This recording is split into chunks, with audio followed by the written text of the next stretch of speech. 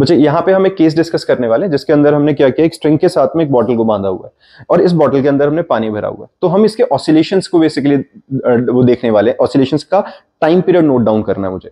पहला केस क्या लेना है, जिस टाइम पे ये पूरा पानी भरा हुआ है और उस टाइम पे हम एक सर्टेन डिस्टेंस से छोड़ेंगे और उसके ऑसिलेशन का टाइम पीरियड नोट डाउन करेंगे।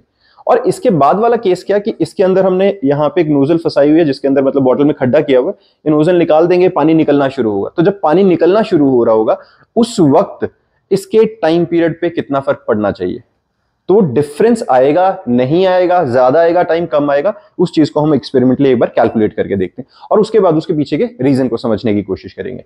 पहले हम स्टार्ट करते हैं, मैं इसका टाइम पीरियड निकाल रहा हूं बच्चे। यहां से जैसे ही यहां से छोड़ूंगा बच्चे स्टार्ट कर देना और उसके बाद 3 ऑसिलेशंस के बाद हम इसे बंद करेंगे, ठीक है। मैं जैसे स्टॉप बोलूंगा तब करना। 3 2 1 स्टार्ट। एक ऑसिलेशन,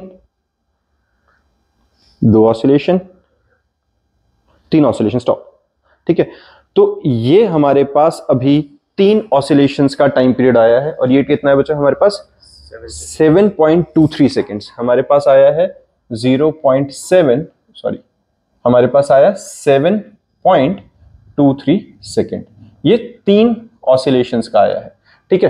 तो 1/3 कर देंगे तो 1 का आएगा, वो हम 3 का इसलिए ले रहे हैं ताकि थोड़ी सी प्रिसाइज वैल्यू हमें मिल सके अगर थोड़ा भी डिफरेंस आएगा तो, ठीक है।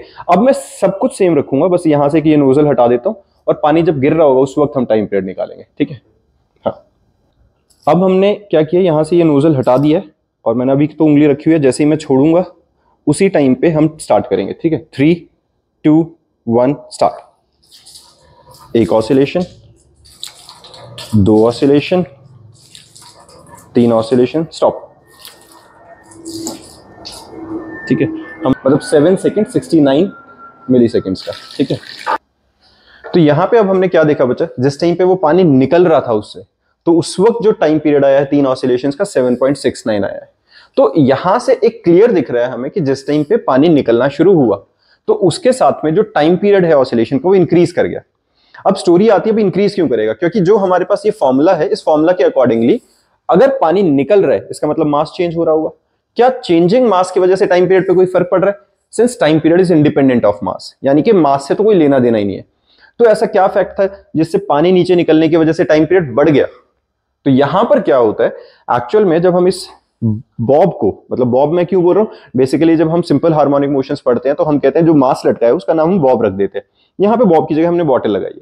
तो इस बॉटल का पूरा जो मास था वो कहां था, यहां पर। क्यों? ये एक सिलेंड्रिकल शेप बॉटल है जिसका सेंटर ऑफ मास इसके कहीं यहां इस बीच वाले पॉइंट पे था। तो यहां से लेके ऊपर तक का ये क्या थी हमारी length of the string. Since time period is directly proportional to length of the string, तो अगर मैं लेंथ में चेंज करूंगा तो क्या होगा, यहां पर हमारे टाइम पीरियड में भी चेंज आना चाहिए। अब पानी निकालने से लेंथ में तो चेंज नहीं आया था, लेकिन समझो जरा, जिस टाइम पे पानी यहां से निकलना शुरू हुआ तो इसका जो मास है वो नीचे की साइड शिफ्ट होना शुरू हो गया, जिसकी वजह से ये जो सेंटर ऑफ मास है ये कहीं टुवर्ड्स द बेस थोड़ा सा नीचे शिफ्ट हो जाता है। तो सेंटर ऑफ मास जैसे ही नीचे शिफ्ट हुआ तो ओवरऑल जो इस स्ट्रिंग का यहां तक की लेंथ हम सेंटर ऑफ मास के हिसाब से कंसीडर कर रहे थे, अब वो लेंथ इंक्रीज हो गई है। With the increase in length, there is increase in the length of the string and thereby increase in the time period of the oscillation, जिसकी वजह से टाइम पीरियड इंक्रीज हो गया। तो मेन यहाँ पे कंसर्न, जो मेन यहाँ पे कंसेप्ट था वो क्या था, shifting of centre of mass. और सेंटर ऑफ मास जैसे ही शिफ्ट हुआ लेंथ ऑफ द स्ट्रिंग बढ़ गई, लेंथ ऑफ द स्ट्रिंग बढ़ने के साथ ही हमारे पास टाइम पीरियड बढ़ गया, ठीक है।